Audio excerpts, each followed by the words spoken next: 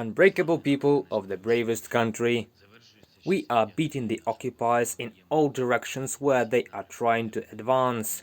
The situation in the Kharkiv region is tough, but our military, our intelligence have important tactical success. In Donbass, the occupiers are doing everything to destroy any life in this area. Constant brutal bombings, constant Russian strikes at infrastructure and residential areas show that Russia wants to make this area uninhabited. Therefore, the defense of our land, the protection of our people is literally a struggle for life.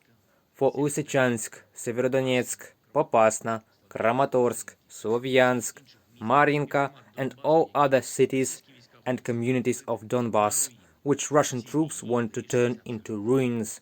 Absolutely everything is being decided in this war.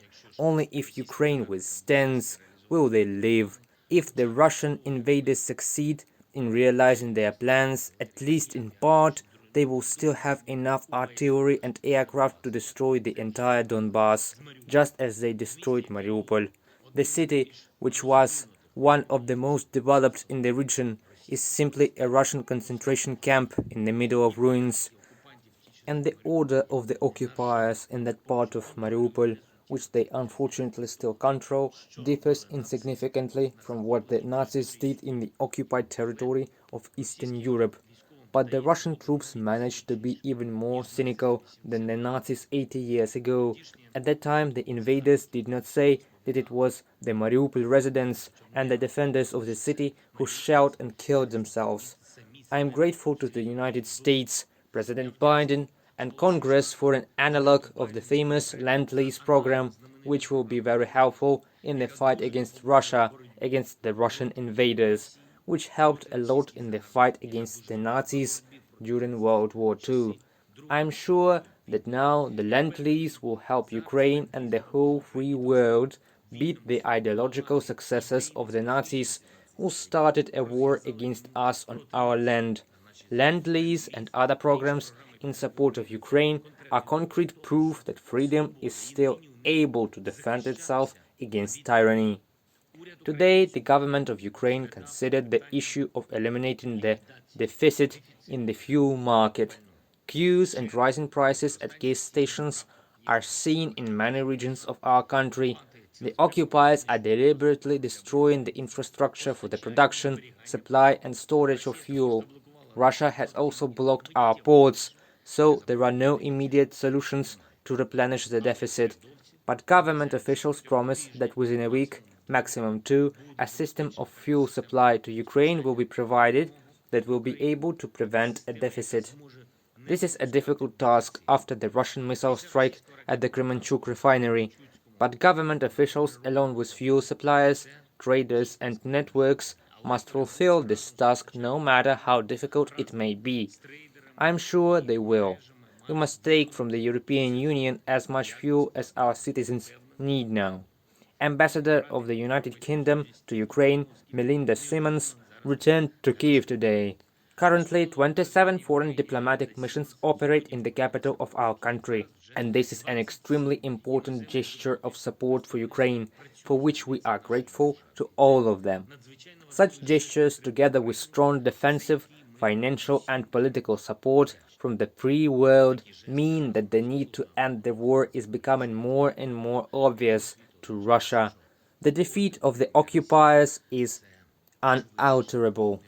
In the temporarily occupied areas of the Kherson region, collaborators say that they are allegedly preparing for the transition to the rubble zone. Any attempt to transfer our territory to Russia's administrative, monetary, or any other system will mean only one thing: Russia itself will suffer from that. Our responses, sanctions, and other reactions of the free world to Russia's aggressive actions will not be delayed.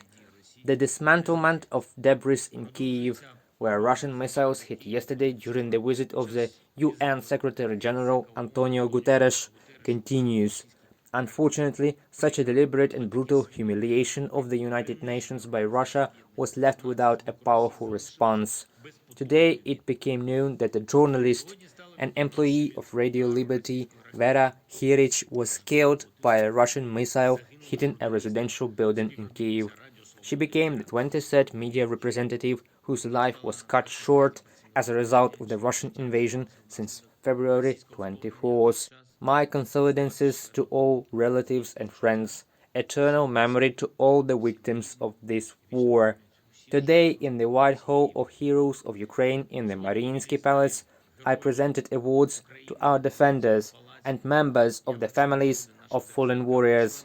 The Order of the Golden Star was awarded to the heroes of Ukraine: Lieutenant Colonel Serhiy Burkovsky, Captain Vitaly Hurau, Senior Lieutenant Dmitro Dozirchi, Lieutenant Colonel Alexander Zukhravy, Colonel Dmitro Kashchenko, Mayor Alexander Kukurba, Captain Oleg Pasichnik, Lieutenant Colonel Vyacheslav Tsygankov, Colonel of the Medical Service Alexander Slisarenko, Lieutenant Colonel Leonid Huda, Colonel Denis Chayuk, and Lieutenant General Serhiy Naev. Also, 3 servicemen were posthumously awarded the Order of the Golden Star. I had the honor to hand them over to relatives of our heroes: Sergeant Volodymyr Balyuk, Master Sergeant Alexander Tsepak, Mayor Pavlo Zbytov. It is thanks to our heroes, thanks to all who stood up for our state, that we can live, can be with our families in our homes.